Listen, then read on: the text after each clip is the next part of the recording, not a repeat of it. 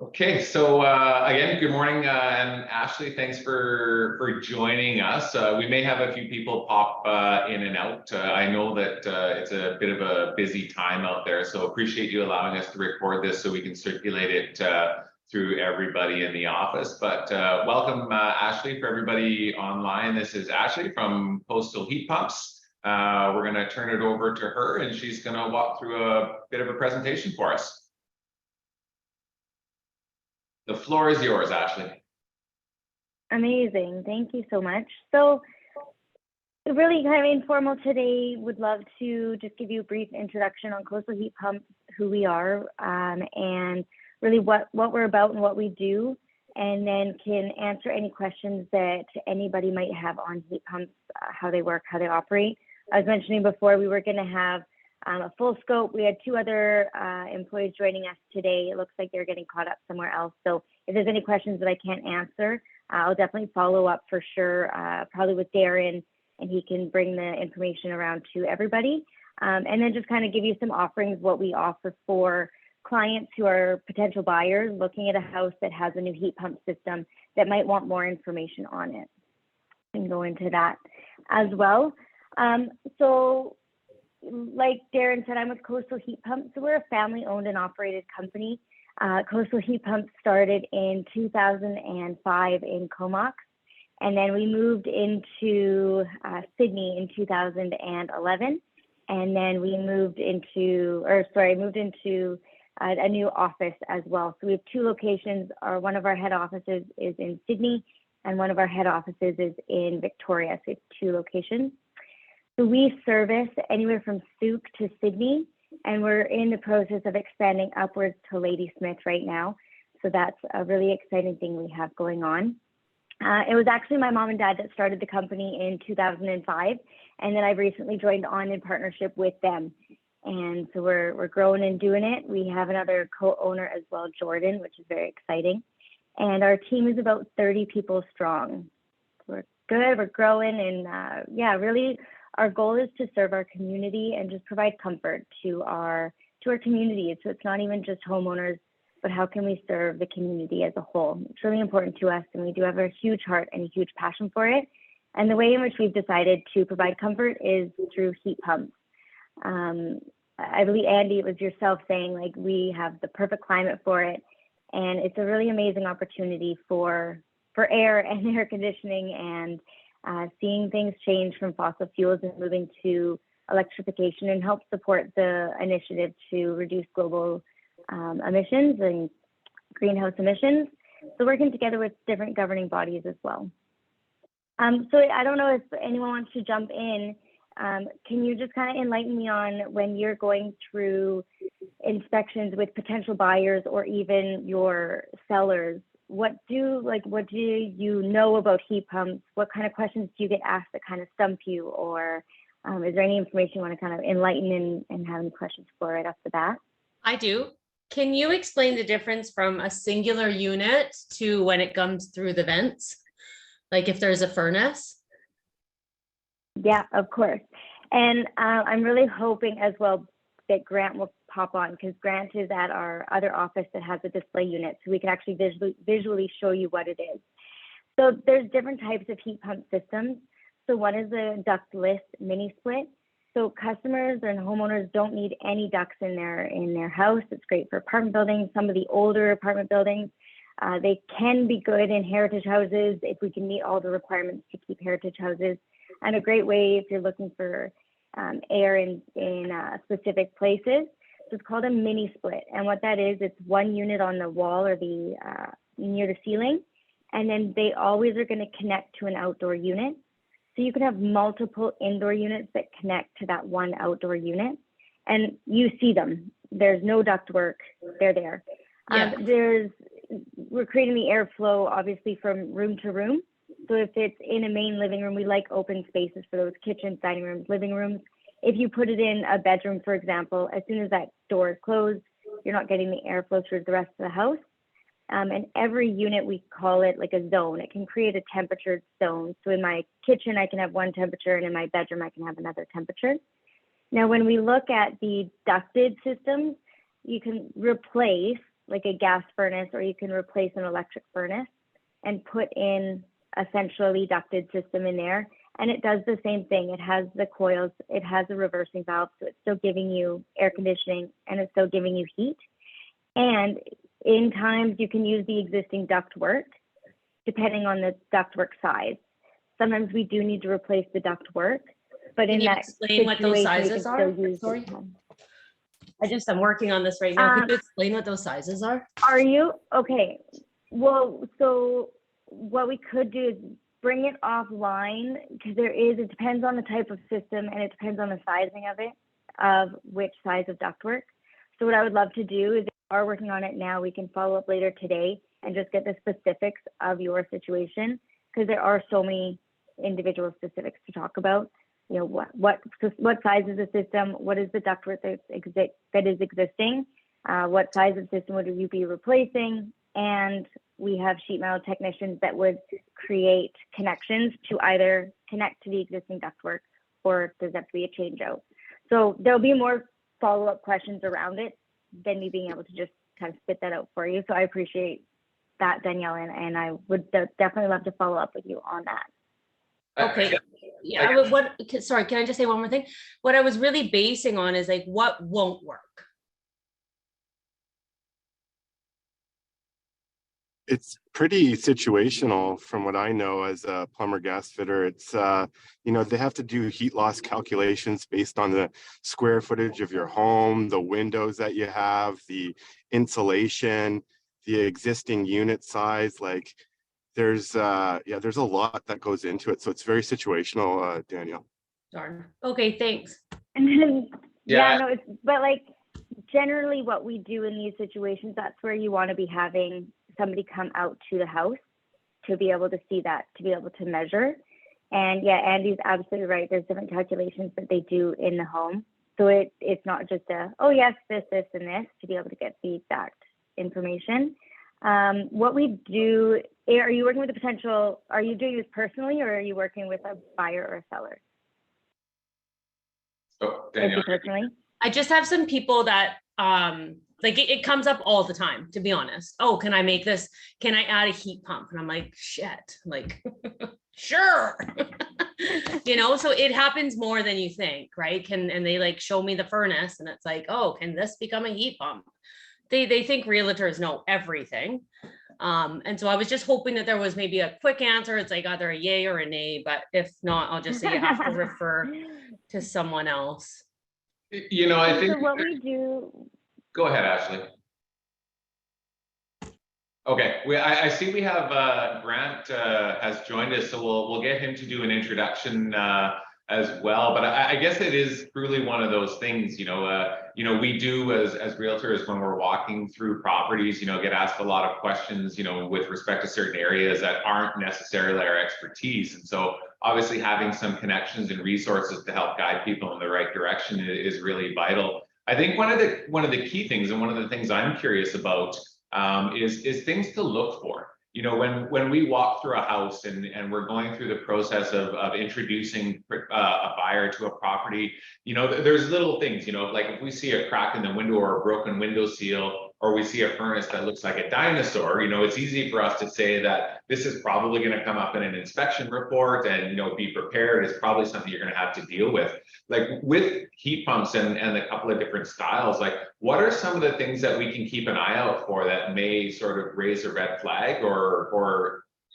pros us to ask some more questions? Absolutely. So two things there. One, Danielle, I'll finish answering. There's one more piece I can answer your question. Two, we'll let Grant also introduce himself, and I'll let him, and then Grant, if you also want to answer that question too, we can show them with the demo unit, like the good ways, what we want to look for, right bends and whatnot.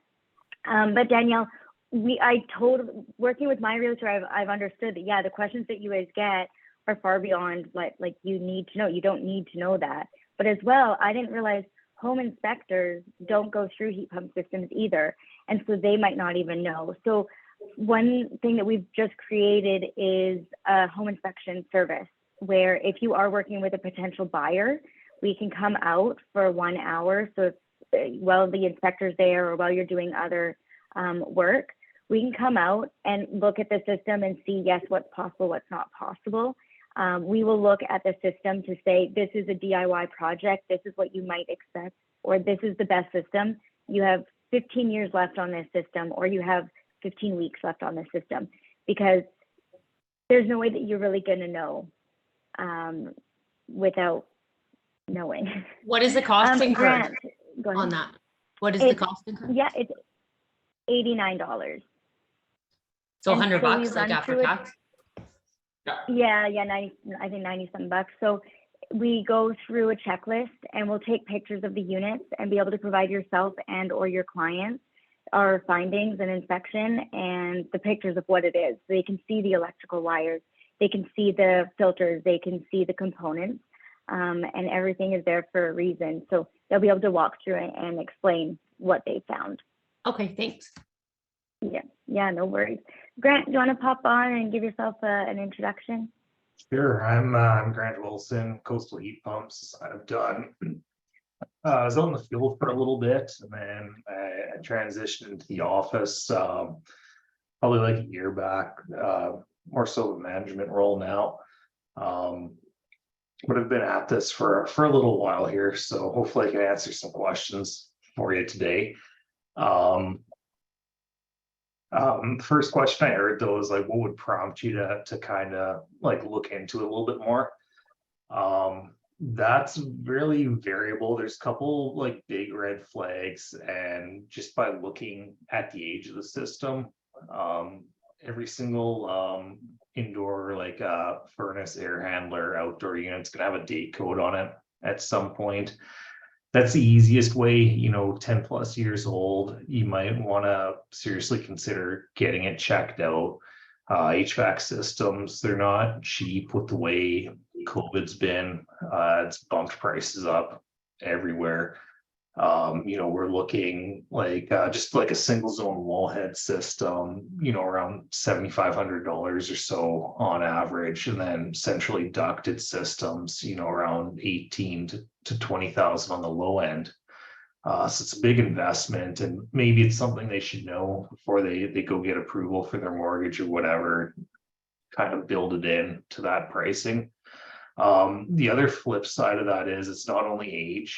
You could have somebody, and there are a lot of people out there that do not take care of their systems. They'll do a big investment, and then nobody changes the filter forever. We've seen it so many times, like 2-3 years go by, the system stops working. Why isn't it working? And there's the filters turned into a carpet basically, and then that causes things like excessive refrigerant pressures. It can cause leaks in coils. Refrigerant itself is very expensive. We're going through a phase out right now of it's called refrigerant 410.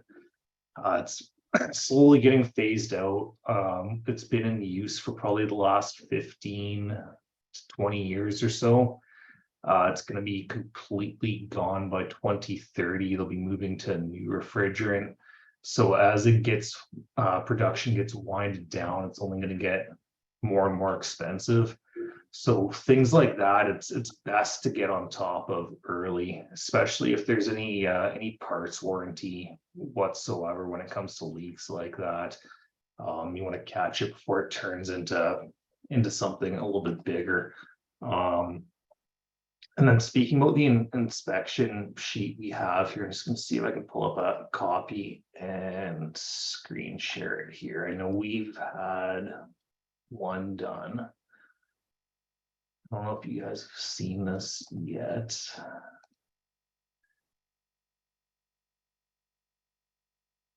And just to add, with one thing Grant had mentioned was just on the nameplate, you can check the age of any system. I'm going to share my screen. Just let me know if you can see that here. Are you all able to see my screen? Yeah. Okay, so just right here, this is a manufacture date. So I just pulled up an installation that we did yesterday. So we can see that this was manufactured in 2022. So any system that you have, you'll be able to see just a month and a year. It might vary where the placement is, but you're looking for MFD manufacture date. Yeah, and So sometimes, that's one. oh, sorry. Sometimes some of the units, it'll be hidden in like the first couple digits of the serial number. But that's something we can check into when we come out there. Is most manufacturers, it's pretty easy to get the warranty status when it's been registered. Sometimes you'll run into a nice new system that hasn't been registered. We see that a lot.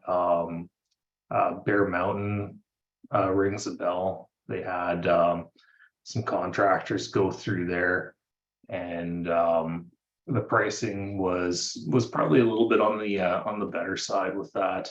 But because they didn't get any warranty whatsoever, these beautiful brand new homes had these nice heat pump systems, and then they started to have issues. They weren't getting maintained after a couple of years. I was out to a couple of them myself, and not even a parts warranty or anything. And parts are pretty expensive, so it's something we check as part of the inspection here.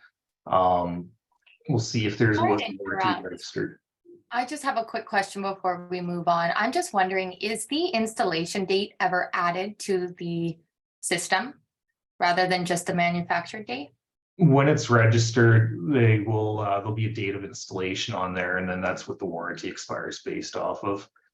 If it's never registered, it defaults to usually 1 or 2 years from date of manufacturer. So that doesn't really help in some cases, because it could have been manufactured in 2020, and then it could have sat in a warehouse for 2 years. And then, by the time they get it, it's already gone no warranty if it never gets registered. So when we install a system, we register the system. So for example, like the one on the screen, this was yesterday. Yes, it was manufactured in 2022, but we would have gone, once the installation is done, the same day, we go to the manufacturer and say, we installed this system, we register it by the serial number. So this outdoor unit is matched with these indoor units, and that's how we go by the warranty. So you wouldn't necessarily be able to see it marked on the machine, but by calling the contractor who did the installation, you'd be able to track that down. And it's registered with the manufacturer itself. So if you called any manufacturer that was able to have records to that, for example, this is a Samsung system. If you went to another Samsung contractor, they would be able to pull up the same information to see that it has this much warranty left. And sorry, just to Dan, clarify, the warranty kicks in upon registration and installation. Okay. yeah. And Darren, I did also want to touch, you said like, hey, what do you look for? So in installations, details are really key. It's evident to spot a DIY project versus a professional installation. I just have an example of an outdoor unit here. There are pipes that come through from the indoor unit to the outdoor unit. And sometimes installers will just leave it like this, and you'll have zap straps around all of the pipes. And obviously there's a penetration here, and we want to make sure that that penetration is closed and sealed and covered. So you want to make sure that you do have, we call this fortress, or just a plastic casing that's covering the length of all the pipes, that's going to protect them from the weather and the elements. These pipes that connect from the indoor unit to the outdoor unit, there is copper in them, and this white bar here, it's actually insulated copper lines. So you do want to have those protected. You want that insulation to be free from the elements, because it will break down if there's a lot of rain. Obviously, we get a lot of rain. That's one thing that you do want to look for. We put all of our installations, all of our outdoor units on either a pad. We put pad or risers, or we'll actually mount it. So this is a bracket here. So it's going to keep the outdoor unit raised. So if we get snow or ice buildup, we're not going to worry about the fan getting exposed to those elements and the fan building up because of the snow and the ice. So you do want to just look and make sure that there is space between the ground and the fans. There's quite a large space there. Another thing you want to look at is make sure there's no vegetation or a lot of growth that's happening in front of the fan, because we don't want any like blackberry bushes or vines or anything to be growing in amongst and around. You don't need a lot of space. Even about a foot would be adequate. We just need to make sure that there's air circulation. Danielle, go for it. When you say you can do it in an apartment building, where does this unit go? Good That's question. So lots of the outdoor units will sit on the balconies. Oh. We have done the outdoor units on the balconies, and then they'll go into the, usually we'll put one like right above the door on the entryway, or I can pull up some pictures and kind of show you how those can be done. What The if other there's thing no we haven't balcony? done it a lot. We've done, oh, I hate to say this, we don't recommend it, but in some situations, rooftop can be an option. It's not ideal for many, many reasons. But yeah, if there's no balcony, there's lots of things to consider and factor. In some situations, some apartment buildings aren't able to have Okay. heat pumps, and it depends. Like ideally, every apartment would have its own system. What we're seeing a lot of is some apartment buildings are getting huge centralized systems. Now, the new ones, yeah. So yeah, so there's lots of other ways and things to consider. Okay, because they're quite big. I mean, if it's on the patio, it's going to be noisy and like just not very convenient, I think. Yeah, Yeah, and noise is definitely a big factor. And one thing we like, some of the older models, they're very loud. And if you're getting a consumer grade, if you're going on Amazon and buying a heat pump system, and getting a truck in the truck to install it, yep, it could be loud. There's lots of things to be aware of. Some of the new and modern technologies that we have, like the inverter technology, the sound is not something to be concerned of. It's going to be the equivalent of like a dishwasher sitting outside. Go ahead, Grant. one of the things too with condos, it's super important. Like noise with the newest ones, not so much of an issue. What we've run into quite often is when you're making heating or cooling, is you've got to have the coils colder than either the outdoor or the indoor temperature to make the process work, right? So when you do that, you're going to get some condensation. So winter time, for example, you want to suck the heat out of the air, so the coil's got to be colder. So you're going to get condensation, you're going to get some frost buildup, depending on the temperature. With the balconies, a good thing to look for is if there's any drainage or anything, if you're going through a walk with a client. There are a lot of buildings out here that do have them on the balconies that the builder didn't factor in floor drains, didn't factor in draining into gutters or anything like that, and it just rains over the balcony, or they're going to get rained on, sort of thing. Sometimes there's solutions to that. If there is a gutter nearby, with strata approval, of course, that could be tied into. We've done like evaporative heaters underneath the outdoor units, which kind of work, but not really. They're kind of like a stopgap measure, but it's definitely something you want to take a look at when you're going through the building. The other thing with the apartment buildings and condos you can run into is VRF systems, where it's one central unit on the roof, and then every unit's got their own individual head all tied into the one unit on the roof. Those are very complex systems, very specialized. Those ones you definitely want to see who's been maintaining it. Hopefully somebody has. And then the third one I can think of off the top of my head is like a closed loop water system, where you don't have an outdoor unit at all. You have a water loop running through the building. It dumps heat and takes heat from. And those ones, again, you'd want to see who's been maintaining it and how well, because water running through copper pipes will rust and gets into the refrigerant system, and then you get it corrodes a hole in it. Your system's toast. There's really no repairing it when water gets into the compressor. It's just rip it out and get a new system. I have a question. Now, there's a number of or a wide range of products and stuff like that that are available. Something to consider for many strata corporations are noise requirements, and so like the noise output or the decibel level of the output sometimes is restricted in a lot of bylaws.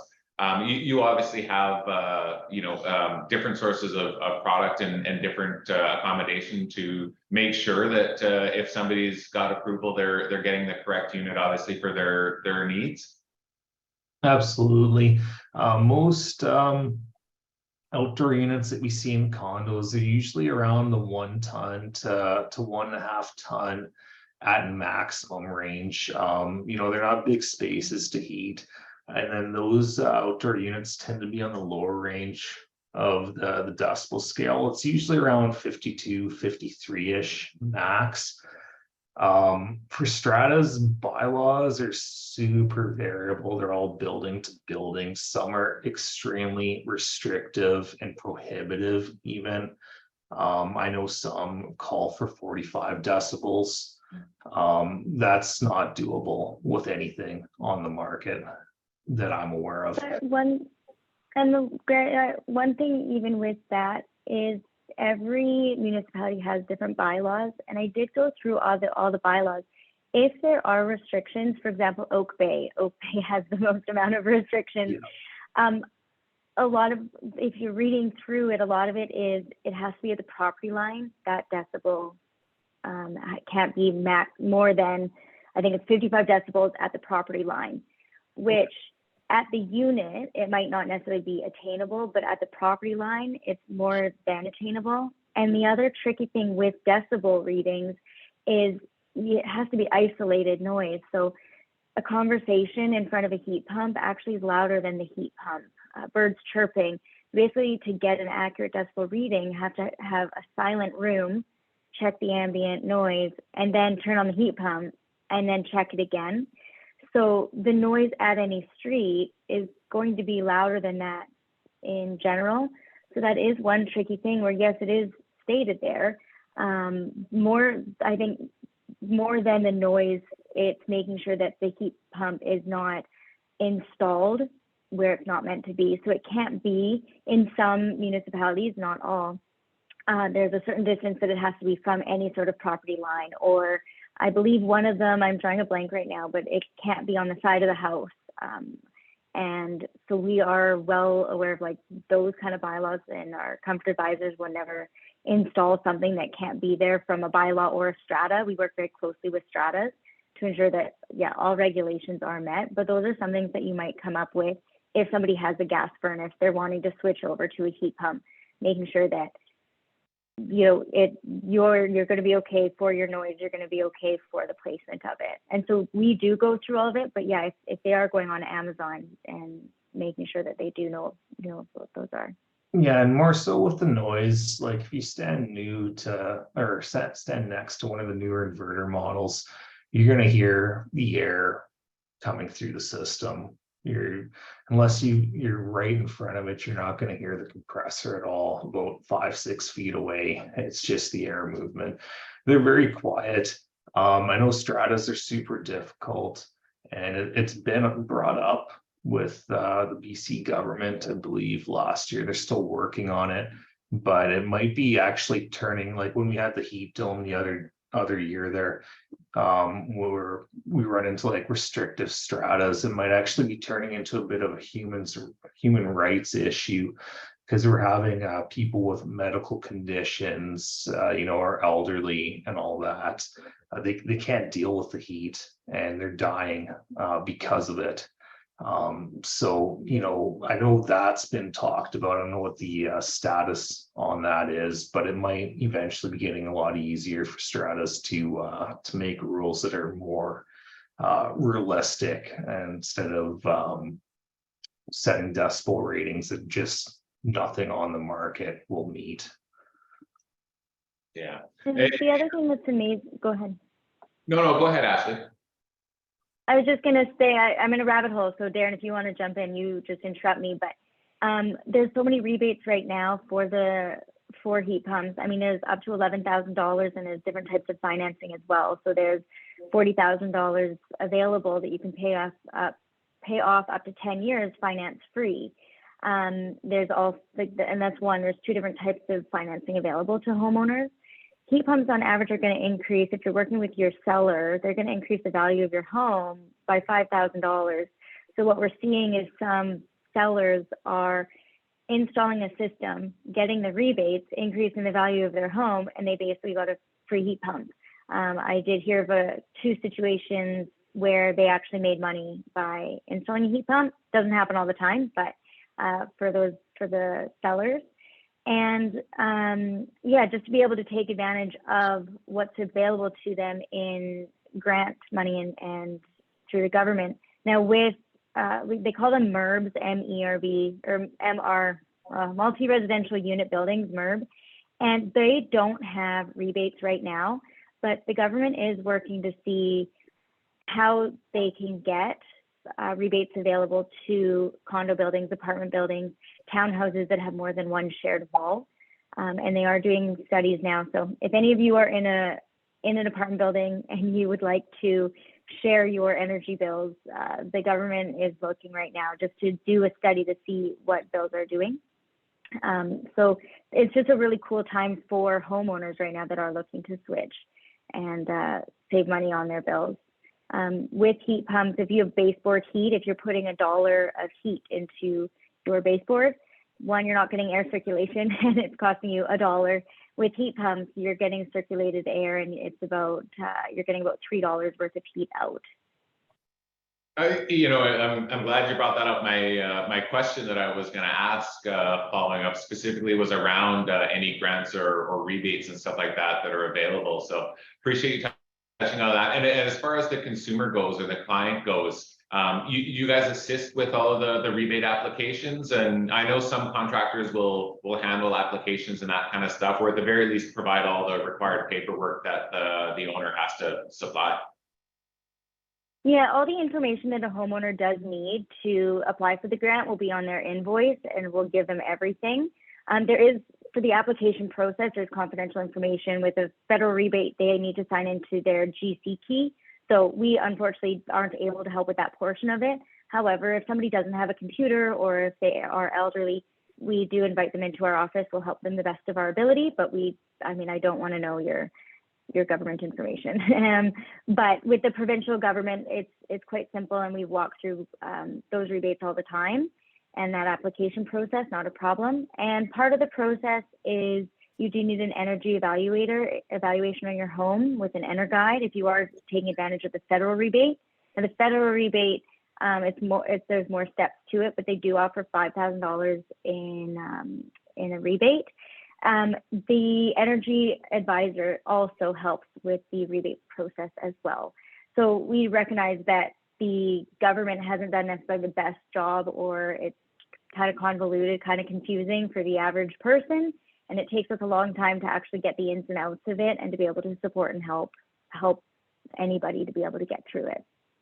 Awesome. Do you guys have connections with energy advisors and your, okay. Yeah, like we definitely recommend some. And we actually had one of our staff members, he left to become an energy evaluator. So we call on him a lot just because we know he's really, really trustworthy and he's on it and he knows this stuff. So we do have some that we recommend and we do work closely with. And the government also recommends some as well, anyone who on the website and see. But we do have some that we work closely with, especially when homeowners are in a pinch and looking for time. Okay, awesome. Yeah. Was there any other questions just about heat pumps in general or other stumps that you get? Yes, I have a question. How do you tell the difference between a heat pump and a straight air conditioner unit when they're the big units that are outside? Because I've been caught many times on that one. I assume it's a heat pump and then I find out it's just air conditioning. That is a good question. And I'm gonna share my screen here. If the one of the ways you can do is you can look it up, look up the model number specifically for submittal, and it'll usually say what it's capable of with heating and cooling. The other way is if you can peek through the top where the fan is. Can you see the Google image page there? Yeah. Yeah, so this is a reversing valve here. You can see one of these in the outdoor unit, one pipe going in on the top and then 3 coming out on the bottom. That's what reverses the refrigerant flow. So that's what makes it either an air conditioner, or if it doesn't have one, it's just a straight air conditioner. If it has one, it can do both heating and cooling. And that's Can you show us what it looks like if it does not? Is there any way you could do that? oops. And that's located inside the fan, you would see that, or? It's in the outdoor unit. So if you look down where the fan blades are, you'll be able to see a valve like that somewhere where there is, if it is a heat pump. If not, let's see here, condenser. Compressor units. Yes. Yeah, it'll be down in there. So like a kind of like compressor. Oh, okay. Okay. It's like compressor tank. Yeah, just looking through the top there, you'd be able to Okay. see it pretty easily. You know, if it was a straight cool, it'd look pretty much like this. You wouldn't see the valve. It'd be large, noticeable, somewhere around here. Might be a little bit further down. Actually, this one does have it here. You can see the 3 pipes. That's a bad example. That one does have the reverse. Yeah. So that's what you That's see. a reverse, yep. And then this one here is just a set of pipes leaving it. One going in, one going out. Okay. Okay. Okay. So yeah, if it's got a heat pump, it's got a lot more logic to it because it needs a way to turn on the defrost to clear the condensation, the ice off the outdoor coil. So you'll see a lot more parts on the heat pump ones, but the easiest way is this valve. Okay. And that's called a reversing valve. I don't know if you could send a picture over to you guys later, or if you got a pen and paper, maybe write it down and save a picture of it. Easiest way to tell. Very good question. So I guess in looking at this, you know, if somebody has an existing AC unit, like, is it convertible? Can you convert that to a heat pump? I mean, not easily. The best way to do it would be to swap the outdoor unit out. Okay. Pretty much the only way. It would be cost prohibitive to keep the existing unit and try and do that. Now, if you're running into like a straight cool system like AC only, I mean, the difference in price nowadays to get a straight cool and a heat pump is maybe, you know, $300-400. Maybe in the past it used to be quite a bit more. So if you're running into an older system like that, it's straight cool. It's probably even an older refrigerant. There's this one out there called refrigerant 22. That has been banned for, it's been about 3 years now. Sure. You can still get hands on replacement parts. It's super hard, but the main difference with that is that's not, you can't just go pick up a new outdoor unit for an older refrigerant like that and plop it in. It's different pressures. They operate differently. That's something you'd want to look into an entire new system for. Retrofitting that, you're going to have constant issues. Okay. Not going to be fun. And Larry, I wanted to also answer your question as well. We're going to digress just a little bit. Always look at the nameplate, because on, like, this is a Samsung and it actually just says heat pump right on it. Yeah, and it's got the refrigerant listed there. They'll allow the refrigerant listed on them too. That's a dead giveaway if it's anything other than 410. It's I have a question. Do you guys always use the same units, or can people buy a Samsung or something different through you? Yeah, so we've got, so the main, go for it, Grant. I was just gonna say, we've got 4 main brands we deal with right now. We've Okay. got Fujitsu's been really good to us. There were some supply issues there with COVID, so we've been heavy into Samsung since. They're a really good brand. Mitsubishi, we've just started with in the last year, so it's kind of like a premium product. Oh. Extremely nice equipment, but extremely nice price tag on it also. And then we've got Dakin, and Dakin checks a lot of boxes for rebates. At least they did until today. There's been a little bit of a change with the federal rebate process today, make it a little bit tougher for us on the island here, not so much anywhere else in Canada. For what was that? Sorry. A little bit of a change in the rebate process. So Dakin, we don't really deal so much with them, but we have them available. We can get most brands available to us. There's some main ones we'll recommend just because we have good relationships with them. If something does happen, we're able to talk with the supply house or with management over there and get a resolution generally pretty quickly. Some other brands that are available locally, they might not have a supply house here. There are a couple brands being installed that there's no local support. If you need a part, you're going to have to phone in some cases, it's just over in Vancouver. It's not a big deal. Some of the off-brand stuff, it might be Winnipeg, Montreal, southern states, and you're waiting weeks, if not months. That was actually my second question. What's the turnaround time? Say I got a client, they're like, yep, maybe you can help us before, if the seller is available to do it, put a heat pump in before we move in. What would the turnaround time be on that? Like if I ask you till it's in? It's right now, I can't give you like a date that you can like consistently stick with because it varies. Right now, if we were to give you a quote today and you accepted it, we'd probably be safe to say about 2 months or so. Oh, wow. Yeah, it's not bad. Like we used to have pretty long wait times when there's holdups with stock, but having the multiple brands now, that's really helped us out with that. Do you carry any in stock? Like say it like had to be done. We've got a lot in stock, but it's growing the manpower motor. So like people are hopping on the heat pump train right now. Yeah.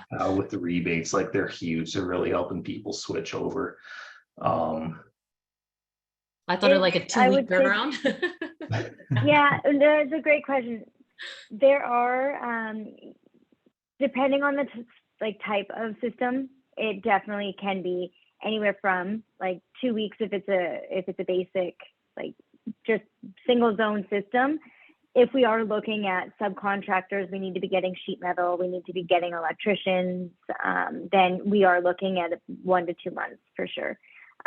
People that are getting quotes and estimates today will still get their systems in before the end of the summer, but we are starting to look at, okay, cool, I hope you are getting this for heating and or you're really excited and early for next summers.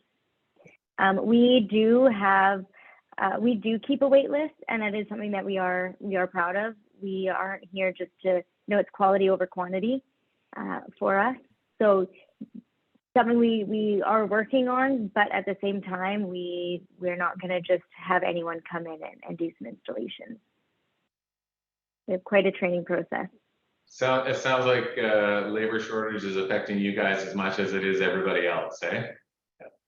Yeah, exactly. I hope that we're on the tail end of it here. But our training process, if we bring on all of our technicians, they are like indentured or they are journeymen. So they go through 4 years worth of training. So we have a variation of 1 year to 4 years. So a lot of it is getting the right technicians as well. Yeah, fair enough. Yeah. Does anybody have any further questions? Not seeing any hands up. I guess, is there anything sort of, you know, in closing that you guys want to share with us? Of course, we want to definitely thank you for taking your time to come spend a little bit with us this morning. This has been, I think it's been really informative. I know it has for me, and hopefully it has for everybody else. So, I mean, we truly appreciate that. And I guess, you know, some of the key takeaways for us are our understanding and, you know, managing expectations. You know, if our clients are looking for something, it's not necessarily going to happen tomorrow, and there's a bit of a process. You know, there's a great summary as far as, you know, what some of the potential costs are and timelines, and then some of the rebates and programs that are available. So all super helpful information that, you know, generally these are questions that we always get asked. So Yeah, is there like a package with that sort of stuff? Sorry, I was doing something else. No, it's good. I'm really excited to chat too after. We will get you everything, but I don't necessarily have a specific package to give you, but if I know what you're looking for, I would love to put something together for you, Danielle. And we can share it out with the Just team like a as quick, well. easy thing I can shoot to clients just to say what the rebates are, because that's what people really care about. That's what's going to make the decision for the rebates. That would be great. Just pass it off. If you show your email in the chat, I can send you over an email that we have that kind of breaks it down. But any sort of rebate information can also be found on NRCan. That's November Romeo CAN. And just throw that in Google and it will bring up everything in terms of the federal rebates. And that's going to be the most accurate information as well, because it changes. And NRCan, and then BC Hydro as well. BC Hydro and Clean BC, they've teamed together. So the rebates are $5,000 federally and or $3,000 from Clean BC and $3,000 from BC Hydro, and that's up to. And then of course there's different financing options available too. And yeah, if you ever have questions like you're on site and there's a DIY project, or you think it could be a DIY project and you don't really know, hey, is this heat pump adding value or am I selling a money pit? Like, is this going to be, you've just purchased a $5,000 bill? Reach out for sure. We'll definitely try and give you a hand. We do have that. It's $89. We'll come out, we'll do that diet, or we'll do an inspection for you. So we're not there to fix anything. We're not going to be changing anything, but we're being able to give a little bit more information than maybe the inspector is not able to provide. And yeah, we're happy to provide that. I can leave my contact. Ashley, if you can send me all of that shareable information, I'm going to circulate this video to everybody in the office, and we'll share your guys' information as well. And I think the one thing I was going to ask, when we call you to come do like a little inspection or a little review, when you provide it to the client, do you guys have like a standard, you know, maintenance list? You know, this is what you should do, you know, after 3 months, 6 months kind of thing? Like, is there a little maintenance checklist that you can provide them? Yeah. Oh, sorry. Go ahead. I mean, the most important thing after the maintenance that the homeowner can do is just check the filter and change it as needed. With AC, you know, if there's a condensate pump or a drain in the basement, you're just going to want to check on that, you know, every couple weeks during cooling season. Those are the huge things. We really recommend a visit once a year, just so we can stress test the system, make sure everything's in order. Sometimes problems can creep up on you, and like I said earlier, it's not you know, computer boards for the heat pumps. They're expensive if there's no warranty. So really want to keep on top of it just for peace of mind. Okay.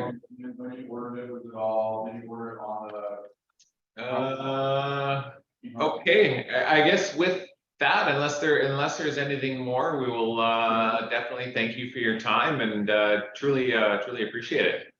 Thank you for inviting us today. Really appreciate that. Thank you. Thank you so much. You're welcome. Have a great day, everybody. Have a good day. Thanks, guys. See ya. All right, I guess so. We'll for those of you that are still online, I'll circulate the information as soon as Ashley sends it my way, so you can all have it and share it with your clients. And I'll I'll post this video if you ever want to come back and take a look at it, and again, share it with everybody in the office. While we're here, is there anything you guys have you wanted to touch on a little bit? Any questions? I have a super quick question. Yeah. I got a guy who they want to write an offer. We're not actually going to see it until tomorrow, but they want to write the offer today. Yeah. Should I put viewing as tomorrow or as today and then a small subject? Like, what should I do? I would put viewing basically as tomorrow. Are you going to make it subject to viewing? I don't know yet.